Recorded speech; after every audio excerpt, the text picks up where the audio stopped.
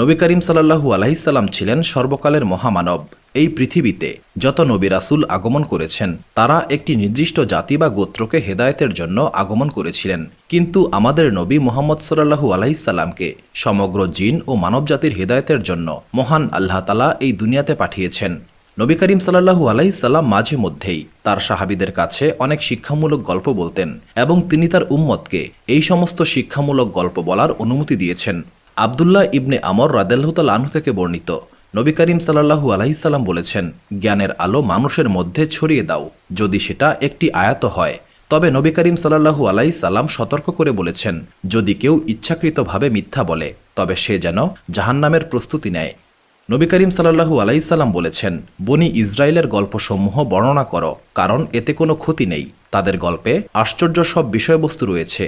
মুসনাদে আহমদ, হাদিস নাম্বার ২৬,৬০২। নবী করিম